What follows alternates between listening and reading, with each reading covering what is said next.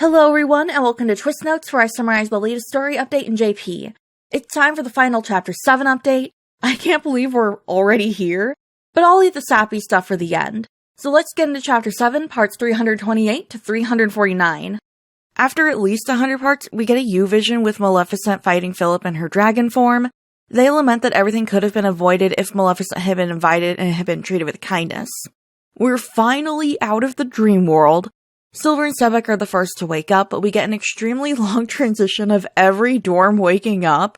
The room starts shaking and Ordo's blot detection system goes off again, and he warns that there's a giant blot concentration near them. Silver and Sebek are immediately nervous, knowing Malleus is coming to them, and it's time to fight.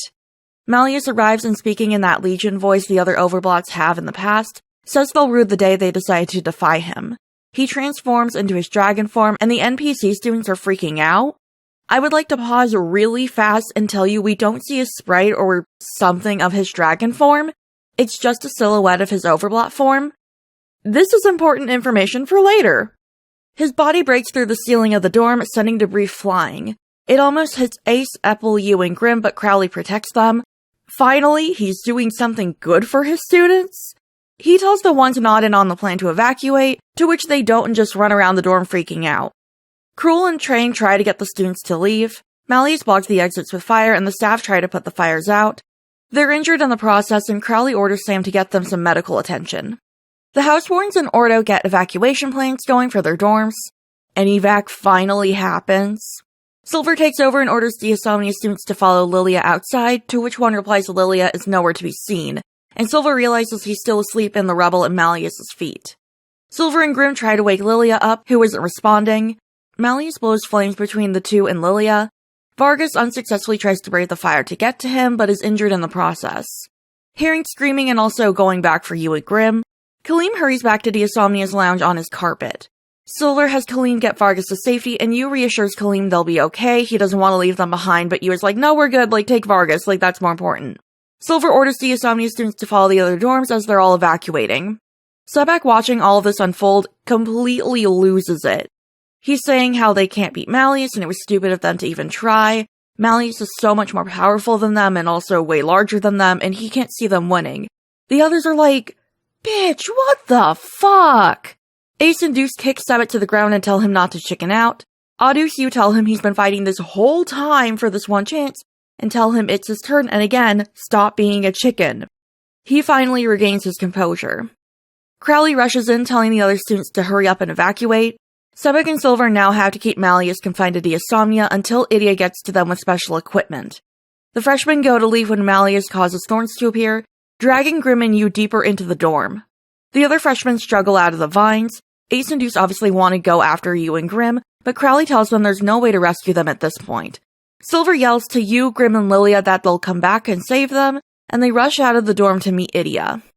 Our resident otaku wakes up and hurries to go get the weapons from Styx. We cut to the Cowrons, who are waiting. Idia is late and they ask if they should just drop off the weapons. Mama Shroud tells them to wait for Idia, who's having the worst time ever. He had comic books fall on his head as he woke up, he stepped on some board game pieces, and now he has to run through the dorm. He's getting super tired, but luckily for him, Ordo had a plan. He contacted some of Ignihide students before they woke up and told them to get Idia a magic wheel so he could drive it to the drop-off spot. No, I do not remember what they localized. Wait, yeah, I do remember how they localized it. It's Blast Cycle. They bring Idia a Blast Cycle. With that, he quickly nooms off. Idia reaches the front gates, and Mama and Papa Shroud order the Cowrons to unload the shipping container with the weapons in it. He gets them into the sidecar of his Blast Cycle and hurries off to Insomnia. The Housewards and Jamil notice that Insomnia is completely taken over by thorns. The freshmen and Crowley rush to them, and Vil chides them for being late and demanding to know what happened. Jamil immediately notices Yu and Grimm aren't with them. Silver fills them in, and Leona immediately gets onto Crowley's case. Crowley admits it's bad, but he can't do anything against Malleus' flames, and only something made with mystium could get through. Malleus takes to the sky and Riddle orders the remaining freshmen to evacuate. The first part of the battle begins, but we then switch to inside the dorm so we don't actually see the battle. Yu and Grimm are trying to figure out how to get out, and Grimm is freaking out that they can't. His voice rouses Lilia, who mutters sleepily about Malleus having endless stamina and how hard it is to raise a dragon. Some of his happiest life moments were raising Malleus. I just can't. We hear Malleus roar in the background and Lilia demands to know what's going on. Grib and Yu get him filled in. Lilia tries to burn the thorns away to get Grib and Yu to safety and for him to join the fight, but he has no power left. He grabs a broken candlestick and uses it as a sword to cut the thorns away. The housewarmens and Jamil are struggling to fight Malleus.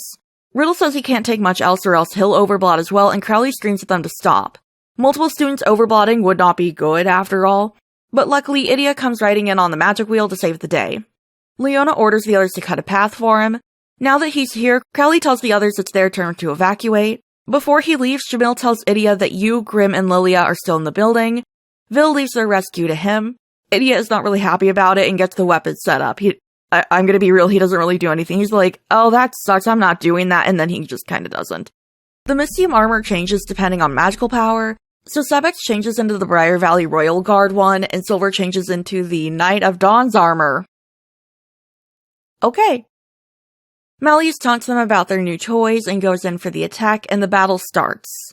Well, the second part of it does. Sebek uses his shield to protect everyone from the flames, and Malleus realizes the weapons are all made from Mystium. He demands to know how they got all that, because again, it's a rare, very rare, material. And Sebek tells them it was made on Militia's orders, and Fae from Briar Valley and humans from Styx made it. Malleus is clearly hurt and says his grandmother is becoming his enemy by siding with the humans. Sebek tells him he's wrong, that they're all on Malleus' side, and Silver says they're trying to prevent a tragedy from happening again, the one that happened when Malinor was murdered. Silver calls on strength from his father and Mom and Dad, while wearing the colonizer armor, presenting that without comment. Malleus manages to knock Sebek down and Silver rushes in to fight. He and Malleus attack each other when Lilia comes rushing in, screaming at them to stop. The Alatea blade Silver wields goes flying as Lilia is hit by Malleus' fire. Idia takes control of the blade remotely, it can do that, and sends it flying at Malleus, breaking one of his horns. And also making him unconscious. I should probably mention that right now. He's also unconscious now. We get Malleus' internal overblot monologue, saying how he was blessed as a baby by the Senate and given extreme powers. He was given power that no one could ever hurt him, voice that could command and demand submission from anyone, and time, which, the lady wasn't super clear on it, and I think it's supposed to be more no matter the changing times, everyone will look up to him, not necessarily expanding his lifespan. Weird way to phrase that, but okay.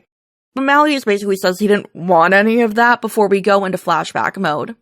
We cut to when he was young and a maid was brushing his hair. It caught on a snag, and with the pain, he accidentally shocked her pretty badly. He apologizes, but the other staff insists he didn't need to apologize, and she does. She also gets fired immediately, and Malleus is like, Later, Lilia returns from a trip and notices Malleus' two-legged form is pretty strong, but he's still getting used to two legs and his tail, and trying not to get them tangled up in each other. Lilia has to pick him up to prevent it at one point and ends up tickling Malleus, whose laughter breaks some windows and the glass, and the noise of Malleus speaking in general, injures Lilia. He insists he's fine, although Malleus is extremely worried. He says Malleus will eventually get better at controlling himself and his powers. We see the event he told you about at the beginning of Chapter 7. On his birthday, people outside are setting off fireworks to celebrate while he's inside, cut off from the celebrations. When he asks about his grandmother, a Chamberlain explains she had to leave on urgent business but left a note for him. He starts subconsciously making it snow. He asks if he's supposed to eat all this food by himself, and the snow and ice get worse and worse. But he then insists he doesn't need the food, and when the others try to convince him to eat, he lashes out and freezes everything over. Malleus, out of the flashback and in his monologue era, says he just wants to know what it's like to laugh with others, to feel warmth from others. He's been told he has the power to make anything happen, but that power prevents him from what he truly wants. Being able to just express himself and not put others in danger, whether physical or alienating them. He wants companionship, but his power keeps him isolated from others, and the idea of living like that for a long, long time is extremely distressing, to put it lightly. He knows he'll be alone until he dies. Outside of his flashback, Lilia appears to Malleus, telling him to listen well. That he has to go soon, but his powers are susceptible to time, and Fae live in a very different world now. Malleus asks where he's going, and Lilia dances around it. He says that time will pass by before he knows it, and when they meet again, he wants to hear all about Malleus' travels and life stories. He fades away, telling Malleus Knight's blessings. Idia wakes up an unconscious Malleus.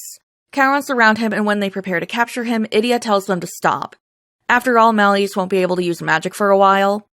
We get a good look at Malleus, and his right horn is a broken, jagged mess. I may not be an expert in live 2D rigging, but as someone who does it, this makes me want to vomit. It's hard enough rigging horns. Rigging this had to have been a complete nightmare. Sebek, Silver, and the others' voices cut through the air, begging Lilia to stay with them. So, Silver is cradling Lilia's dead body. It's this horrifying moment, and then this fucking flatline sound effect plays, and I'm gonna be real, it kind of sent me. Which, to be honest, I think Lilia would want us to find some humor in his passing.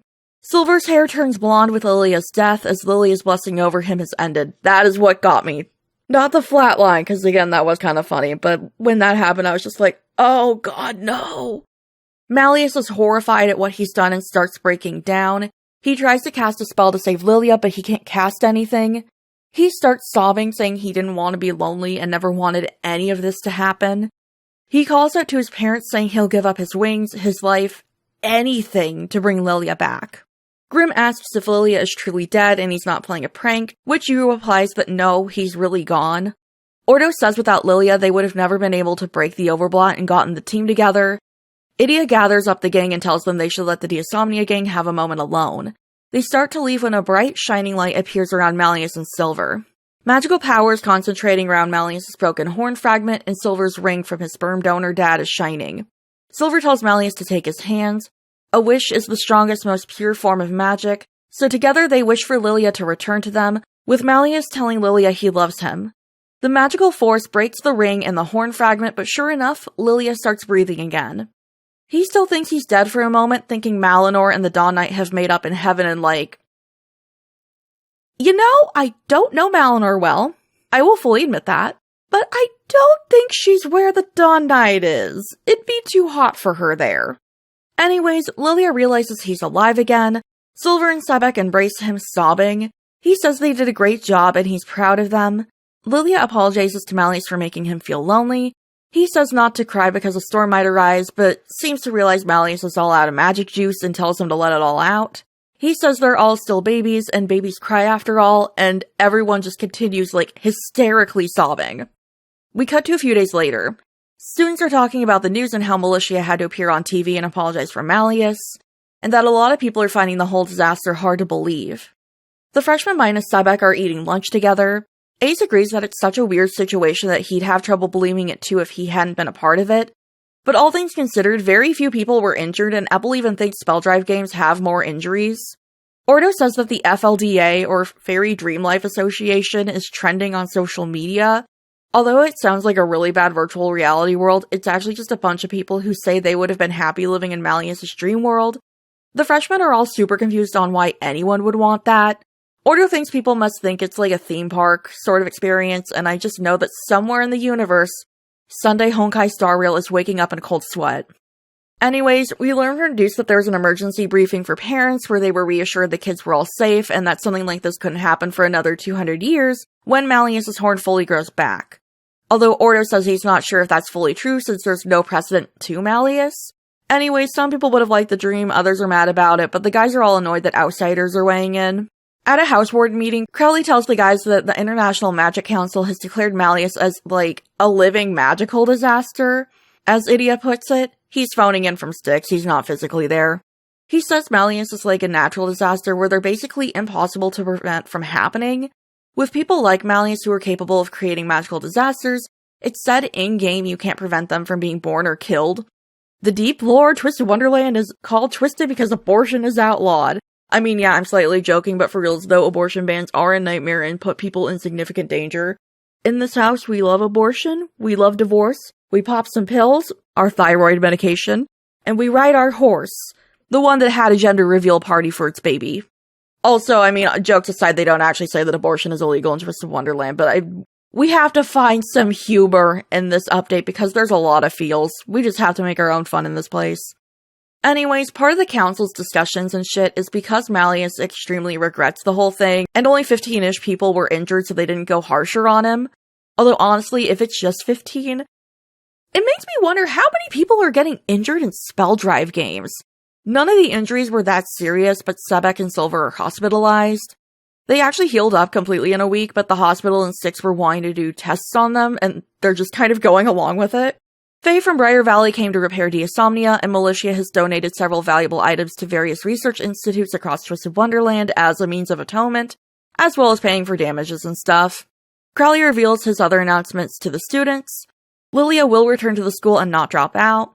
He and Malleus went to Styx to receive medical treatment, and they figured some of Lily's powers had been restored. Leona asks how it's possible, and Idia says that it might be that Lily's ability to use magic was restored, but even then, the medical team at Styx is extremely confused. We're pulling out the meme. It's magic, bitch. I ain't explaining shit. Also, the second announcement is Malleus will probably be coming back to school. Everyone is shocked, and Leona demands to know why Malleus is being let back in. Crowley says that Malleus hasn't caused any other problems since he started attending, and also, it's not like the others can really talk as if they've never caused any trouble. Crowley stresses that the school accepts anyone that wants to learn, so if Malleus wants to return to school, they'll welcome him. Idia then cuts in and says that during those council meetings, the ones that were talking about Malleus being like a living magical disaster, it was decided wherever Malleus lives will receive extra funding for social programs, security, support for protection, and preferential treatment when it comes to applying for research stuff, so the school has an incentive to let him back in. But still, the community is going to vote on it, and there are also going to be some more parent meetings and stuff before anything's been decided for certain. A few weeks later, you and Grimm are studying for finals. He complains about how things have been so busy on Sage's Island. He also mentions Crowley asked him to write a report on what happened in his dream. That's suspicious. Crowley might have given that assignment to everyone. I'm not actually sure since it wasn't specified as far as I remember reading, but Grimm says that he had to do it, so I'm like, Grimm says he likes Mickey and that he seems like a good guy. Mickey's even serious about helping you, which the head mage isn't. Yu doesn't respond and Grimm asks what's wrong, but before they can answer, the doorbell rings. Like, there's not even a thought bubble thing of like, Yu is just literally dead silent, so who knows what they're thinking. But yeah, so anyway, the doorbell is ringing. Sebby and Silver are here for a little visit. Silver's hair is back to normal, and he says since Lilia is alive again, it got fixed. He mentions Styx let him video chat with him, and Grimm asks how he's doing. Lilia's almost back to normal, most of his wounds are healed up, but apparently he kinda wanted Silver to stay blonde, and Silver says he prefers his silver hair because it shows the man who blessed him as a nocturnal fae. Sebek says Silver looked terrible with blonde hair, and if he kept it, they'd have to start calling him Gold. The other freshmen come running in, shouting for Yu. They've come to tell them the news. Malleus is returning to Night Riven College. A lot of people at the schools were against it, but the townspeople were the ones who voted for Malleus to return if he wanted to. They say they were following an ancient teaching, principle, rule, heritage thingy. I don't know, I'm not gonna lie, I understood all the kanji in that phrase, but not in that order. Ordo says that 2,000 years ago, a wizard and his disciple lived on the island. The disciple tried a spell when the wizard wasn't paying attention and gave life to a mop and other cleaning stuff, and everything spiraled out of control. Even though it caused a lot of problems, the wizard just scolded his apprentice. There's been loads of apprentices who have caused major magical problems on the island, but they don't get exiled. You sit them down and train them more so it never happens again. And yes, for people wondering, this is just straight up Fantasia. So Sebby starts crying because he's so happy Malleus can return to school. The room fills with Malleus's trademark green lights and invitations appear for everyone. It's from Mal, and he thanks everyone at NRC for their understanding and invites them to a thank you party on Silver's birthday at midnight. It's being held in the ruins of Wildrose Castle, Malinor's castle. He says there'll be supervision from an inspector from the Magic Council there and to RSVP if they're gonna go. He'll provide transportation and a guide. On the night of the party, Grimm and Yu meet up with Ace and Deuce. Malleus is bringing them over in groups and they're all in the same group. Their carriage arrives and it's pulled by some legendary mythical creature thing, or at least that's what Ace calls it. The name tag says it's a phantom beast or something. Anyways, it can talk and asks them to board. They do and take to the skies. The party is lit in the castle, although it's still coated in briar, which seems like a safety hazard, but okay. Grimm and Yu reminisce about meeting Malinor there. According to Deuce, there have been so many land disputes over this chunk of land that it's under jurisdiction of the International Magic Council, so nobody owns it. I would have just returned it to Briar Valley like a decent human being, but okay. Silver and Sebek join them for a moment before Malleus shows up in an outfit that deeply resembles Malinor's. Also, there is nothing in this world that could pull me off of him. He greets everyone and thanks them for coming to the party. Also, Lilia is there too, but I'm still looking at Malleus extremely disrespectfully. Malleus apologizes to everyone for him losing control and causing the dream incident.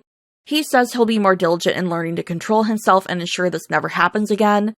He calls Sebi and Silver forward and commends their bravery in stopping him, thanking them and gifting them armor. Yeah, they gave Silver the Dawn Knight armor again. Me dry heaving at 4 a.m. yesterday for an hour was more comfortable than this. The armor was made by Briar Valley artisans with mystium gathered from all over the country, and that makes it feel even worse that they gave him that armor, to be honest. Lilia says it's expensive, so to use it as a secret security jewelry, you know, like the joke of having, like, security jewelry, like, in, you know, the 1800s. Yeah, he basically kind of makes that joke of, like, oh, it's a secret savings fund for you. The boys are immediately offended at the thought of selling it. Malleus, on behalf of his grandmother, bestows Silver and Sebek with the official knight title. Sebek's official title is the Knight of Lightning, and Silver is now the Knight of Dreams, although I'm sure Silver Yume's were already calling him that. Silver asks Malleus for his permission to donate the armor he was gifted to Styx in Sage's Island. Crowley and Idia are thoroughly shocked, but Silver explains that saving everyone would have been impossible without Styx, and also, everyone on Sage's Island is welcoming Malleus back, so they deserve something, you know? Mal gives the okay, and Silver takes the armor off, revealing fancy pants clothes underneath. Although Silver says the title of knight is enough, Malleus says it doesn't sit right with him and asks if there's anything else he wants. And also, like, it is Silver's 18th birthday, and I'm right, motherfuckers! Time is passing in the main story, and that includes birthdays. I am right, I have been right, and I am so glad I don't have to argue with people about this shit anymore. Oh my god. I am gracious, though, and I won't demand anyone do the Stan is wrong song. But I'm right. Silver replies he wants one thing, the Van Rouge surname. He says he knows he's the son of Lilia's sworn enemy, but he asks Lilia to make him his true son. Lilia says that the surname was given to him by militia for military prowess and achievements. He's initially a bit hesitant about Silver inheriting the name and kind of implies the Rouge is referring to blood. So I'm assuming Lilia has a pretty high kill count. But Silver and Sebek say as long as there's love, there's family, and so Silver officially becomes Silver Van Rouge, son of Lilia Van Rouge. Malleus and Lilia team up to cast Lilia's to restore the hall to its former glory, so it's safe for everyone to dance in. But also because they're using Lilia's visions of the past appear in the form of Fae and human soldiers. Suddenly, a familiar song and voice fills the air. Malinor appears, and Malleus says he's seen her in the portraits before. Lilia's like, yep, that's your mom! And Malleus realizes he got the lullaby from her. Also, the Guardian Fairies are there and Silver's bio parents are.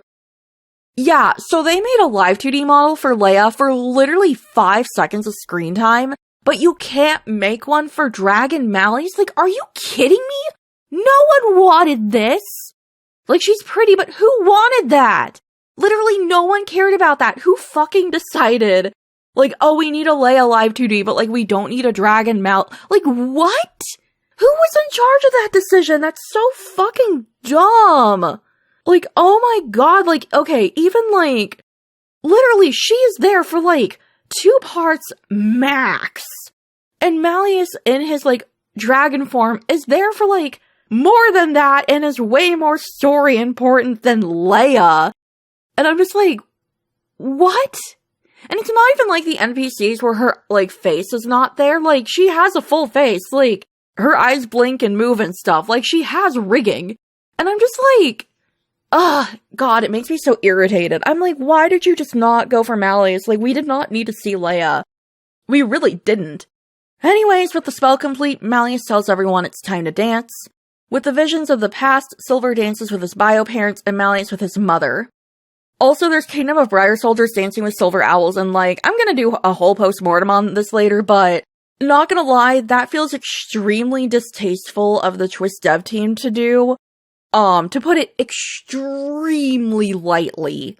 And if you're wondering, oh, that seems weird that, like, the visions of the past can actually interact with them, because, like, isn't that a thing of Lilia's unique Maho that they can't do that?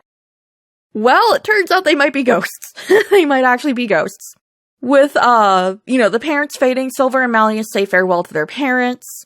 Malleus talks to Malinor for a bit, and she seems to respond, not, like, speaking-wise, but, at least kind of motioning to him. And Lilia is like, wait, my unique Maho doesn't do- wait, what? Huh?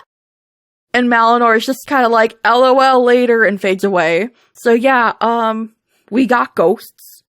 After the parents fade away, Lilia tells Malleus to always remember this day because he'll lose all of them in the future. Malleus says he will. He can't stop time, but he'll never forget the happiness and pain of everything that's happened. Sebek's crying again.